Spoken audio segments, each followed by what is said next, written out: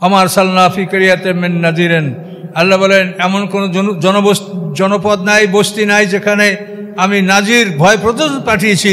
সেখানে কি অবস্থা রয়েছে? ইল্লা ক্বালা মুত্রাফুহা, তখন সেখানের নেতারা সর্দাররা বলেছে ইন্না বিমা উরসিলতুম বি কাফিরুন, তোমরা যা নিয়ে প্রেরিত হয়েছ এটা আমরা অবিশ্বাস করি, এটা আমরা মানি না। সবসময় নেতারা এগুলিকে অস্বীকার করেছে।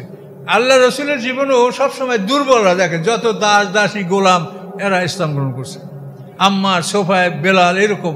তারপরে শক্তিশালীরাও ইসলাম গ্রহণ করছে, যেন আবু বকর, ওসমান, তালহা, জুবাইর, আব্দুর রহমান, এরা কিন্তু সমাজের অত্যন্ত প্রভাবশালী, এরাও ইসলাম গ্রহণ করছে। কিন্তু অধিকাংশ ছিল গরিব, দাস দাসী, এরা ইসলাম গ্রহণ করছে বেশি। অকালু নাহনু আকসারু আমওয়ালান ওয়া আওলাদা ওয়া নাহনু বিমুআযযাবিন, তারা বলে যে আমরা মাল আওলাদে আধিক্যের অধিকারী, আমাদের অনেক মাল অনেক সম্পদ আছে। ওয়া নাহনু বিমুআযযাবিন, আমরা শাস্তিপ্রাপ্তদের অন্তর্ভুক্ত হব না, আমাদেরকে শাস্তি দিবে না। আল্লাহ আমাদেরকে ভালোবাসে বলেই তো আমাদেরকে ধন সম্পদ দিয়েছে, আর যদি ভালো না বাসতো তো আমাদেরকে ধন সম্পদ দিত না। কাজে যদি মরার পর কিছু থাকে তাও আল্লাহ আমাকে দিবে। বুঝতে পারছেন? এই কাল্পনিক গল্প তারা করতো যে আমাদেরকে শাস্তি দিবে না আল্লাহ, আল্লাহ আমাদেরকে ভালোবাসে, আমাদের কাজকর্ম আল্লাহ পছন্দ করে, এই জন্য আমাদেরকে ধন সম্পদ দিয়েছে, আর মরার পরও আল্লাহ আমাদেরকে দিবে, আমাদের শাস্তি দিবে না। এটা কাফেরদের উক্তি ছিল। কুল, আল্লাহ জবাব দিচ্ছেন, আপনি বলে দেন ইন্না রাব্বি ইয়াবসুতু রিজকা লিমান ইয়াশা ওয়া ইয়াকদির, যে আমার রব যাকে ইচ্ছা তার জীবিকা বাড়িয়ে দেন, যাকে ইচ্ছা জীবিকা কমিয়ে দেন। এই জীবিকা বাড়িয়ে কমিয়ে দেওয়ার অর্থ এই না যে তুমি ভালো আর মন্দ, বরং আল্লাহ তাআলা বলছেন যে আমি কাফেরদের জীবিকা দুনিয়াতে বাড়াইয়া দেই। তো আল্লাহ সূরা যুকরুফে স্পষ্ট বলেছেন সমস্ত মানুষ কাফের হয়ে যাবে, এই সম্ভাবনা যদি না থাকতো তো আমি রহমান, আমি আল্লাহ, আমার সাথে যারা কুফরি করে তাদের বাড়ি ঘর দরজা সিঁড়ি সাদ আসবাবপত্র আমি সোনার উপর দিয়ে বানাই দিতাম। এটা কোরআনের আয়াত, লাউলা ইয়াকুনু নাসু উম্মাতান ওয়াহিদা, সমস্ত মানুষ একই দলভুক্ত হয়ে যাবে, এই সম্ভাবনা যদি না থাকতো তো লাজাআলনা লিমান ইয়াকফুরুর রহমান, আল্লাহ বলেন রহমানের সাথে যারা কুফরি করে তাদের বাড়ি ঘর দরজার সিঁড়ি ছাদ আমি সোনার উপর দিয়ে করে দিতাম। তার কারণ মরার পরে এরা জাহান্নাম ছাড়া কিছু পাবে না, কাজে দুনিয়াতে ওরা যত পারে ভোগ বিলাস করে যাক। আল্লাহ বলেন এই জন্য কাফেরকে আমার বেশি দিতে মনে চায়, কিন্তু সবাইকে যদি, সকল কাফেরকে যদি আমি এইভাবে দেই তাহলে মানুষ মনে হয় যে কেউ মোমেন থাকবে না, সবাই কাফের হবে। এই সম্ভাবনা না থাকলে কাফেরদেরকে আমি আরো বাড়াইয়া দিতাম। এখন ওরা মনে করছে আমাকে সম্পদ বেশি, আল্লাহ আমাকে ভালোবাসে, আর আল্লাহ বলছেন যে আমি কাফেরকে সম্পদ বাড়িয়ে দেই। কাফেরকে আল্লাহ সম্পদ বাড়িয়ে দেন, যেহেতু মরার পরে তারা কিছু পাবে না। প্রত্যেকটা মানুষের জীবনে কিছু সৎকর্ম, ভালো কাজ থাকে, সেবামূলক কাজ থাকে, কিন্তু বিধর্মীরা যাদের ঈমান নাই, কলেমা যাদের মধ্যে নাই, তাদের এই সৎকর্মগুলির সব আল্লাহ দুনিয়াতেই পরিশোধ করে দিবেন। অনেক হিন্দুরা দেখবেন গ্রীষ্মকালে রাস্তায় একটা শেড দিয়া, ছায়া দিয়া, সেখানে পানি, ঠান্ডা পানি মটকায় ভরে গেছে। বাতাসা কি এখন চিনেন? এই যে মিষ্টি এটা হালকা, এগুলো তো এখন বাজারে দেখি না। তো ওইগুলো রাখতো, এই 2 পিস বাতাসা 1 গ্লাস পানি, প্রতীকটা খেয়ে খেয়ে যেত। হিন্দু কিন্তু তারা এখন সেবামূলক কাজ। তাছাড়া আগে তো এই দেশে যত কিছু ছিল, আমাদের বরিশাল অঞ্চলে আমরা এই BM কলেজটা মানে কি ব্রজমোহন কলেজ, তারপরে অশ্বিনী কুমার টাউন হল, তারপরে ব্রজলাল কলেজ, প্রফুল্লচন্দ্র কলেজ, এগুলি সবই তো হিন্দুদের করা। এই শিক্ষা ব্যবস্থা, মানুষের সুযোগ সুবিধা, ভালো সেবামূলক কাজ তারা করেছে, কিন্তু আল্লাহ বলেন এর জন্য আমি দুনিয়াতে তাদেরকে সুখময় জীবন দান করব, সম্পদ বাড়িয়ে দেব, মরার পরে দিব না। কথা বলছেন? অ্যাকাউন্ট যার নাই তার কোনো টাকা জমা হবে না। লা ইলাহা ইল্লাল্লাহ মুহাম্মাদুর রাসূলুল্লাহ, এই কলেমা যার নাই, সে যত দান করুক এই অ্যাকাউন্টে জমা হবে না।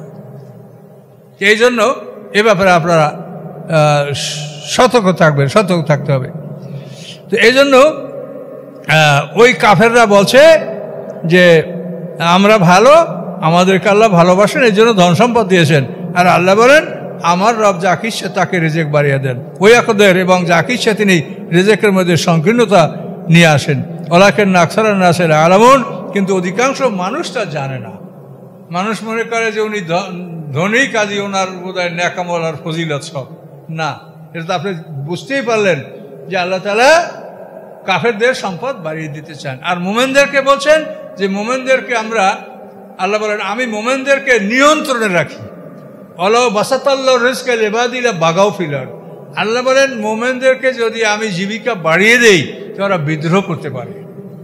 টাকার একটা গরম আসলে আলাদাই। এই টাকা বেশি হলে যে মানুষের মধ্যে মানে ইচ্ছার বাইরে মানুষের মধ্যে একটা অহংকার, গৌরব, একটা গরম সৃষ্টি হয়। এটা ইচ্ছা না করলেও হয়। এটা ওই টাকার বৈশিষ্ট্য এটা। এই জন্য আল্লাহ বলেন যে আমি আমার বান্দাদের রেজেক আমি নিয়ন্ত্রণে রাখি। যদি নিয়ন্ত্রণ না করি তাহলে ওরা পৃথিবীতে বিদ্রোহ করবে।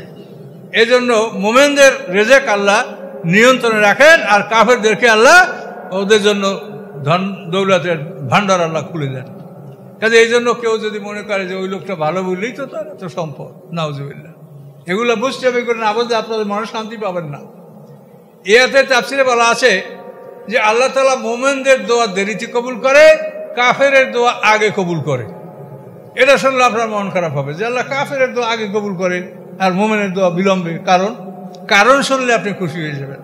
আল্লাহ বলেন যে একটা মানুষের বিপদ আসে, এখন সে আমার কাছে আল্লাহ বিল্লাহ করে, কান্নাকাটি করে, রোনা রেখে রাত্রে ঘুমায় না, নামাজ পড়ে, তাহাজ্জুদ পড়ে, কোরআন পড়ে, আমার কাছে কান্নাকাটি করে, কিন্তু এটা বিপদ দূর করে দিলেই ও হাসতে আরম্ভ করবে। কথা বলতে পারছেন? আপনার কোনো নিকটতম আত্মীয়, মা বাবা কেউ কঠিন অপারেশনে আসে, কিন্তু খুব কান্নাকাটি চলছে, যেই শোনা গেছে ডাক্তার রিপোর্ট দিয়েছে না সুস্থ হয়ে গেছে, তখন সবাই কিন্তু হাসবে। তো এই জন্য আল্লাহ বলেন যে মোমেন বান্দার দোয়া আমি দেরিতে কবুল করি, এই জন্য যে মোমেন বান্দার কান্নাকাটি রোনা যে আমার কাছে ভালো লাগে, ও আরও একটু কাঁদুক, আরও একটু আমার কাছে রোনাজারি করুক, এই জন্য আমি ওর দোয়াটা দেরিতে কবুল করি। সুবহানাল্লাহ বলেন, আল্লাহর কত কুদরত। তো এই জন্য আল্লাহ তাআলা কথা বলেছেন যে কুল, আপনি তাদেরকে বলেন যে আমার রব যাকে ইচ্ছা তাকে রেজেক বাড়াই দেন, যাকে ইচ্ছা তার রেজেক কমাই দেন, কিন্তু অধিকাংশ মানুষ তা জানে না। তারা মনে করে যে রেজেক দেওয়ার বেশি সেই বোধহয় ভালো মানুষ। আল্লাহ বলেন অমা আমওয়ালুকুম ওয়া আওলাদুকুম বিল্লাতি তুকাররিবুকুম ইনদাল্লাহি যুলফা। তোমাদের মাল, তোমাদের সন্তান এমন কিছু নয় যে এগুলি আমার নৈকট্য লাভে সহযোগিতা করে।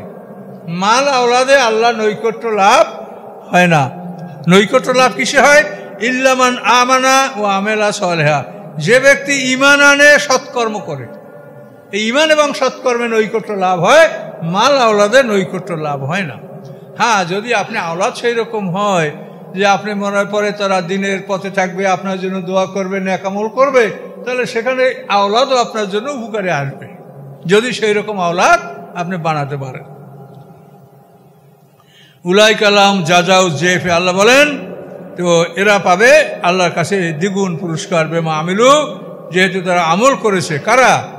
ইল্লামান আমানু ওয়া আমিলা সালাহ, এদের কথা বলছেন। ঈমান এবং আমলে সালেহ যাদের মধ্যে আছে, উলাই কালাম জাজা জেফ, তাদেরকে আল্লাহ তাআলা দ্বিগুণ পুরস্কার দান করবেন, বেমা আমিলু, তাদের আমলের কারণে। ওম ফিল গুরাফাতে আমিনুন, এবং তারা তাদের বাসগৃহে নিরাপদে বসবাস করবে। সেখানে কোনো ভয়, ভীতি, দুশ্চিন্তা কোনো কিছু থাকবে না। নিরাপদে জান্নাতের বাড়ি তারা বসবাস করবে। আমরা পৃথিবীর বাড়িতে বসবাস করলে বেশি জোরে বাতাস আসে, মনে যে ধসে পড়বে নাকি, ভেঙে যাবে নাকি, তো কোনো ক্ষতি হবে নাকি, নানা রকম ভয়ভীতি আমাদের থাকে। আল্লাহ জান্নাতের বাড়ি ঘরে যারা ঢুকবে আর কোনো ভয়ভীত, দুশ্চিন্তা তাদের থাকবে না। আল্লাযীনা ইয়াসআউনা ফি আয়াতিনা মুআযিজিনা উলাইকা বিল আযাবে মুহদারুন। আল্লাহ বলেন যারা আমার আয়াতগুলিকে ব্যর্থ করার জন্য চেষ্টা করে তারা শাস্তির মধ্যে তারা উপস্থিত হবে। আল্লাহর এই কোরআনকে ব্যর্থ করার জন্য বিভিন্নভাবে কৌশলে মানুষ ষড়যন্ত্র করছে। অনেকে ইসলামের বেশে, অনেকে তাফসীর কারকের বেশে, বিভিন্ন ভেষে কোরআনকে ব্যর্থ করার জন্য, কোরআনের শিক্ষা এটাকে খাটো করার জন্য, কোরআনের আমল, কোরআনের বিধান এগুলিকে ব্যর্থ করার জন্য যারা প্রকাশ্যে বা গোপনে চেষ্টা করে, আল্লাহ বলেন তারা শাস্তির সম্মুখীন হবে। কিন্তু এই জন্য আপনাকে সবসময় মনে রাখতে হবে, কোনো অবস্থায় আপনি কোরআনের বিরোধিতা করেছেন এরকম যেন আপনার জীবনে কোনো আমল প্রমাণ না হয়। যদি প্রমাণ হয় যে আপনি কোরআনের বিরোধিতা করেছেন, তাহলে আল্লাহ রসুল বলেন যে আমি তাকে শাফাত করব না, এবং শাফাত করে আমি তাকে দোজখ থেকে বের করতে পারবো না। আল্লাহ রসুল বলেছেন ইল্লামান হাবাস আল কোরআন, আমি শাফাত করে আমি বের করব অপরাধীদেরকে, কিন্তু কোরআন যদি কারো বিপক্ষে সাক্ষী দেয় যে এইটার মোকাবেলা আমি করতে পারবো না। কাজী খবরদার, কোরআনের পক্ষে সর্বদা থাকেন, সবসময় কোরআনের পক্ষে অবস্থান গ্রহণ করেন। এবং এই কোরআনকে এটা শুধু মানে এমন যেন না হয় যে গাধার পিঠে কাগজের বোঝা। এ কথা কে বলছে? আল্লাহ তাআলা সূরা জুমার মধ্যে বলছে, পড়ে দেখেন বাংলা তর্জমাটা, যে তাওরাত কিতাব যারা বহন করে তাদের দৃষ্টান্ত হলো যে গাধার পিঠে কাগজের বোঝা। কেতাবে আছে তা মানে না, কেতাবে আছে মুহাম্মদ সাল্লাল্লাহু আলাইহি ওয়াসাল্লামকে মানো, কোরআন মানো, সাহায্য করো, এগুলি তাওরাতে আছে, ইনজিলে আছে। এখন এই কথা কোরআনে থাকাকালীন যারা মানে না তাদের অবস্থা কি? গাধার পিঠে কাগজের বোঝা। কোরআনে আল্লাহ বলছেন যে মাসালুল্লাযীনা হুমিলুত তাওরাতা সুম্মা লাম ইয়াহমিলুহা কামাসালিল হেমারে আসফার। হেমার মানে কি? গাধা। আল্লাহ বলছে যে গাধার পিঠে কাগজের বোঝা যদি একটা লোক আসমানি কেতাব পড়ে অথচ বোঝে না। কথা বুঝতে পারছেন? এটা আল্লাহ বলছে কোরআনে। এবং এই যে আলেমদেরকে 3 শ্রেণীতে ভাগ করছে, সেখানেও একটা তাফসীর আছে যে 3 শ্রেণী কারা? কারি, আলেম, আমেল। কারি মানে যে পড়তে পারে, আর আলেম মানে যে অর্থও বোঝে, আর আমেল মানে যে আমল করে। তো এখন ওই যে আলেমদের 3টে ভাগ, জালেম, মধ্যমপন্থী এবং সৎকর্মে অগ্রগামী, ওখানে তাফসীর এই কথাটা বলছে যে খালি কারি এ হচ্ছে জালেম, আর যে আলেম মানে পড়তেও পারে অর্থও জানে সে হচ্ছে মধ্যমপন্থী, আর যে পড়তে পারে অর্থও জানে আমলও করে সে হচ্ছে সৎকর্মে অগ্রগামী। এগুলো তো সব কোরআনে বলা, এগুলোকে আমরা বানাই কোনো কথা বলি বলেন? তারপরও আপনার বুঝতে কারো বাকি থাকলে সেটা আপনার শুনবো আপনার কথা, কিন্তু একটা নিয়ম শৃঙ্খলা তো সবাইকে মানতে হবে। তো এরপরে আসেন আল্লাহ কি বলেন। আল্লাহ বললেন যে তোমাদের মাল হলো তোমাদের কোনো উপকারে আসবে না, বরং যারা ঈমান আনবে, আমলে সলে করবে তাদেরকে দ্বিগুণ সওয়াব দেওয়া হবে এবং তারা তাদের বাসগৃহে নিরাপদে থাকবে। আর আমার আয়াতগুলিকে ব্যর্থ করার জন্য যারা চেষ্টা করবে তারা শাস্তির সম্মুখীন হবে। এখন কিন্তু এটা তো আমরা মানে পৃথিবীতে অক্ষম, সারা পৃথিবীতে কোরআনের শিক্ষাকে ব্যর্থ করার জন্য ব্রিটিশ যখন থেকে এই পাক ভারত উপমহাদেশে আসে তখন থেকেই তারা এর পিছনে সূক্ষ্মভাবে কাজ করতেছিল। এগুলো ইতিহাস আপনারা পড়ে দেখেন যে ব্রিটিশ মানে ইস্ট ইন্ডিয়া কোম্পানি 1600 খ্রিস্টাব্দে ভারতে ব্যবসার জন্য লাইসেন্স নিয়ে তারা ব্যবসা করতে আসে। তারপরে 1757-এ পলাশির যুদ্ধে নবাব সিরাজউদ্দৌলাকে পরাজিত করে। এরপর 1765 খ্রিস্টাব্দে ইস্ট ইন্ডিয়া কোম্পানি, তখন বাংলাদেশের উড়িষ্যার ক্ষমতার ভারটা মূলত ইস্ট ইন্ডিয়া কোম্পানির কাছেই ছিল। ওই মির্জাফর বলেন, তার ছেলে মিরন বলেন, তারপর অন্য যাদেরকেই বলেন, এরা মানে একটা টাইটুলার হেড, মানে একটা পুতুল সরকার, কিন্তু ক্ষমতাটা ওদের হাতেই ছিল।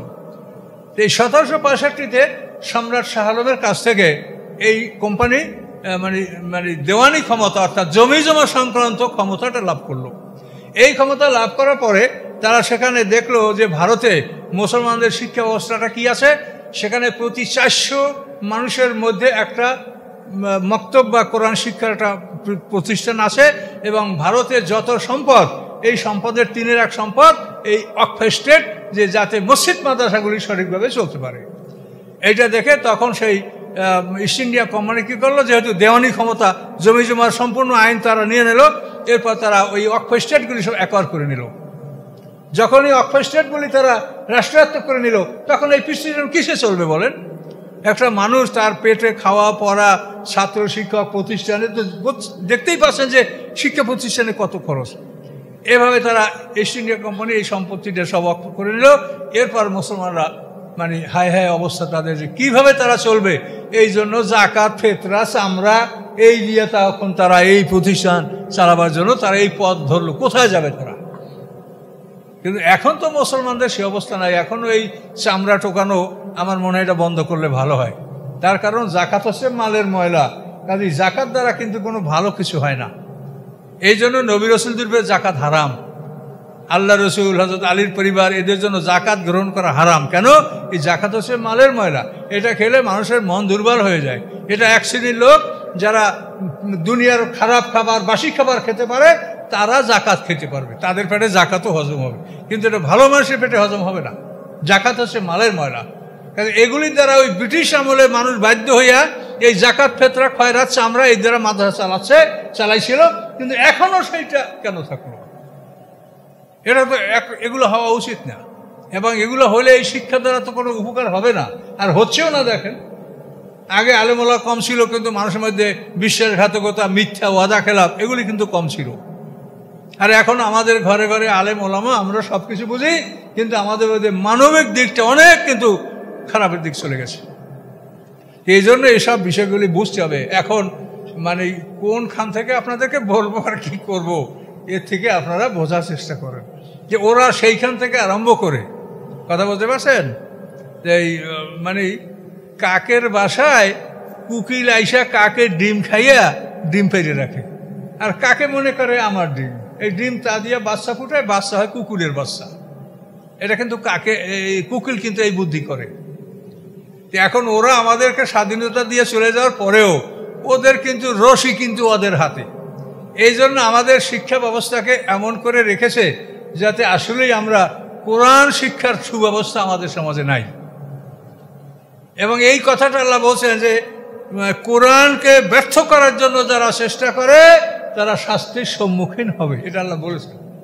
এই কোরআনকে ব্যর্থ করার জন্য কিন্তু এখনো আমাদের মধ্যে এই প্রচেষ্টাটা চলছে। কাজে এই জন্য আপনাদেরকে পরামর্শ দিয়েছি, আমার কিছু করার ক্ষমতা নাই। আপনারা দেখেন যে শুধু এই যেরকম এখন ঘরে ঘরে হাফেজি মাদ্রাসা, এইরকম আপনারা গ্রামে গ্রামে ঘরে ঘরে এই ছোট্ট মাদ্রাসা করবেন, যে ওরা কোরআন পড়া শিখবে এবং 2 বছরের মধ্যে শব্দার্থগুলি শিখিয়ে দেওয়া হবে। এটা একেবারে ইজি, এটা আপনারা করে দেখেন, আপনারা পারবেন। হায়াত মউত কার আছে জানি না, আপনারা যদি এটা করেন আর আমি যতক্ষণ আসি ততক্ষণ আপনাদেরকে আমি এই কাজে সহযোগিতা করতে পারবো, এবং এটা একবার ধরাইয়া দিলে মানুষ বুঝতে পারবে এটা ভয়ের কিছু নাই, খুব সোজা। আপনি 3 মাস ক্লাস করার পরেই আপনি কোরআন খুললে দেখবেন, যেখান থেকে দেখবেন সেখান থেকে অনেক শব্দের অর্থ আপনি জানেন। তার কোরআনের শব্দগুলো একই শব্দ বারবার রিপিট করে, এটা সেটিংটাই অন্যরকম, খুব সহজে একটা মানুষ বুঝতে পারে। কাজে এইভাবে আপনারা চিন্তা ভাবনা করেন কোরআন শিক্ষার জন্য। এগুলা খুবই কঠিন কাজ, কিন্তু তারপরও আপনারা অল্প পরিসরে হলেও আপনারা করেন। কখন কি হবে পৃথিবীর অবস্থাটা তো বলা যায় না, দাজ্জাল আসবে এটা তো অবশ্যই সত্য। এবং মানুষ যে এই এখন কেরামত আর মোজেজা এগুলা যেখানে শোনে মানুষ সেই দিকে দৌড় দেয়। কাজে কোরআনের জ্ঞান না থাকার কারণে মানুষের খুবই সমস্যা, মানুষ সঠিক পথ পাবে কিনা আমি বলতে পারছি না। তো এই পরামর্শ আপনারা দেখেন, এটা কিন্তু মানে যেভাবে একটা হাফিজি মাদ্রাসা করা যায় ওভাবেই এই মাদ্রাসাটা করা যাবে। তাহলে আপনারা হাফিজি মাদ্রাসা অনেক করেছেন, এখন এগুলো করেন, এটা আমার অনুরোধ। তো আল্লাহ বলেন, তাহলে কোরআন নিয়ে যারা ষড়যন্ত্র করবে, কোরআনকে ব্যর্থ করার জন্য যারা চেষ্টা করবে, আল্লাহ বলেন তারা আমার শাস্তির সম্মুখীন হবে, তারা শাস্তির মধ্যে উপস্থিত হবে। কুল, আপনি বলেন ইন্না রাব্বি ইয়াবসুতু রিজকা লিমান ইয়াশা, আপনি বলেন যে আমার রব যাকে ইচ্ছে তার রিজেক বাড়িয়ে দেন, মিন ইবাদিহি, তার বান্দাদের মধ্যে, ওয়ায়াকদির লাহ, এবং যাকে ইচ্ছে তার আল্লাহ তাআলা রিজেক কমিয়ে দেন। কাজে রিজেক বাড়িয়ে কমিয়ে দেওয়া এটার মানে নেক আর বদ না, এটা হচ্ছে আল্লাহর ইচ্ছা। আল্লাহর মাধ্যমে মানুষকে পরীক্ষা করেন। রিজেক বাড়িয়ে দিলে মুমিন শুকরিয়া আদায় করবে, আর রিজেক যদি কমে যায় তখন সে আল্লাহর কাছে ধৈর্য ধারণ করবে, সবুর করবে, তখন আল্লাহর সাথে খারাপ আচরণ করবে না। ওমা আনফাকতুম মিন শাইইন ফাহুয়া ইউখলিফুহু, মস্ত বড় কথা। আল্লাহ, তোমরা যা কিছু ব্যয় করবে আল্লাহ তাআলা পিছন দিয়ে তা পূরণ করে দিবে। এখন এই কথা যদি আল্লাহ বলে, আল্লাহ বলছে নিজে, তাহলে এখন কেমন মনে করেন? তোমরা যা ব্যয় করবে, ওমা আনফাকতুম মিন শাইইন ফাহুয়া ইউখলিফুহু, আল্লাহ পিছন দিয়ে তা পূরণ করে দিবে। সমস্ত বিশ্বের সম্পদের মালিক যে আল্লাহ, সে যদি এই কথা বলে তাহলে আমাদের কোনো ব্যয় করার কোনো চিন্তা থাকে? তো এই জন্য আল্লাহর পথে ব্যয় করেন, পিছন থেকে আল্লাহ পূরণ করে দিবে। ভালো কাজ শুরু করে দেন, আল্লাহ এর ব্যবস্থা করবে, আল্লাহ আপনাকে বেইজ্জত করবে না। কাজে এই ভালো কাজ আপনারা কিভাবে করবেন বসেন, পরামর্শ করেন, কাজ শুরু করেন। ওমা আনফাকতুম মিন শাইইন ফাহুয়া ইউখলিফুহু, তোমরা যা কিছু ব্যয় করবে আল্লাহ পিছন দিয়ে তা পূরণ করে দেবে। কে ছেলে বাজারে গেছে, টাকা দিয়ে পাঠাইছেন, এবারটা টাকায় না হলে আমাকে বলিস। তো বাবাই যদি বলে দেয় যে টাকায় না হলে আমাকে বলিস, তো ছেলের বাজার করতে আর কোনো ভয় থাকে? আব্বা তো বলছেই যে টাকা লাগলে দিবে, তাহলে ও মন মতোই বাজার করবে। তা আপনারা ওইরকম মন মতো আল্লাহর পথে বাজার করেন, আল্লাহর পথে ব্যয় করেন, অভাব হলে যা খরচ করবেন পিছন থেকে আল্লাহ পূরণ করে দেবেন। ওয়া খায়রুর রাজিকিন, এবং তিনি উত্তম রিজিক দাতা, উত্তম জীবিকা দানকারী, কাজে এটা তিনি করবেন। ওয়াউমা ইয়াহশুরুহুম জামিয়া, যেদিন সবাইকে একত্রিত করা হবে। সুম্মা ইয়াকুলুল মালাইকাতে, সবাইকে একত্রিত করার পরে সেখানে ইয়াউমা ইয়াকুমুর রূহু ওয়াল মালাইকাতু সাফফা, হ্যাঁ, ফেরেশতা, জিবরিল আমিন, মানুষ সব মাঠে থাকবে। তো আল্লাহ বলেন এই সবাই উপস্থিত থাকবে। সুম্মা ইয়াকুলুল মালাইকাতে, এরপর আল্লাহ ফেরেশতাদেরকে বলবেন আহা উলাই ইয়াকুম কানু ইয়াবুদুন, এই যে বান্দারা, এই যে লোকগুলা মাঠে, ও ফেরেশতারা, এরা কি তোমাদের ইবাদত করতো? আল্লাহ ফেরেশতাদেরকে প্রশ্ন করবেন আহা উলাই ইয়াকুম কানু ইয়াবুদুন, এই লোকগুলা কি তোমাদের ইবাদত করতো? এভাবে আল্লাহ ফেরেশতাদেরকে প্রশ্ন করবেন। ইয়াতের তাফসীর ইনশাআল্লাহ আমরা রাত্রে ভালো করে করবো ইনশাআল্লাহ, আল্লাহ যদি করার তৌফিক দেয়। ক্বালু সুবহানাকা, তখন ফেরেশতারা উত্তর দেবে সুবহানাকা, আল্লাহ আপনার পবিত্রতা, আনতা ওয়ালিয়ুনা মিন দুনিহিম, আপনি আমাদের অভিভাবক তারা বাদে, তারা ছাড়া, তারা আমাদের অভিভাবক নয়। বাল কানু ইয়াবুদুনাল জিন্নাহ, বরং এই লোকগুলা জিনের ইবাদত করেছে। আকসারুহুম বিহিম মুমিনুন, এদের অধিকাংশই জিনের উপরে ঈমান আনতো, আমাদের ইবাদত তারা করে নাই। কি কথা বুঝতে পারছেন? তা আল্লাহ যা কোরআনে বলে এটা বাস্তব কিনে বলেন। যদি শোনে যে অমুক হুজুর জিন আছে, তো দেখবেন যে লাইন কিরকম পড়ে, জিন হুজুর কি, আবার অ্যাডভার্টাইজও দেয় জিন হুজুর। এখন মানুষ কত বোকা, এটা ভেবে দেখেন যে এখানে এটা কঠিন শাস্তির বিষয়। আল্লাহ ফেরেশতাদেরকে বলবেন এই ফেরেশতারা, এই বান্দা এরা কারে তোমার ইবাদত করতো, তোমাদের ইবাদত করতো? ফেরেশতা আল্লাহ আপনার কাছে মাফ চাই, আপনি আমাদের অভিভাবক, আপনি তারা কেউ আমাদের না। এই লোকগুলি জিনের ইবাদত করতো, অর্থাৎ জিন যা বলে সেইটা মানত। কি রোগ হয়েছে জিনে বলবে, সেই চিকিৎসা আপনি নেবেন। কি হয়েছে জিনে বলবে এই তদবির করেন, হুজুরে সেই তদবির করে, মানে জিনের মুরিদেরা। এটা ঠিক কিনা সমাজে বলেন? এটা কত বড় অপরাধ। এগুলি যদি আপনারা না বোঝেন, তা কোরআনের তাফসীর শুনে কি ফায়দা হবে বলেন? এটা নিজেরাও বোঝেন, অন্যদেরকে বুঝান যে আল্লাহ তাআলা কোরআনে স্পষ্টভাবে এই কথাগুলো বলেছে। ফেরেশতাদেরকে যে এই ফেরেশতারা এরা তোমাদের ইবাদত করতো না, আল্লাহ আপনার কাছে মাফ চাই, আপনি আমাদের বন্ধু, আপনি অভিভাবক। এরা জিনের ইবাদত করত, জিনের কথা শুনত।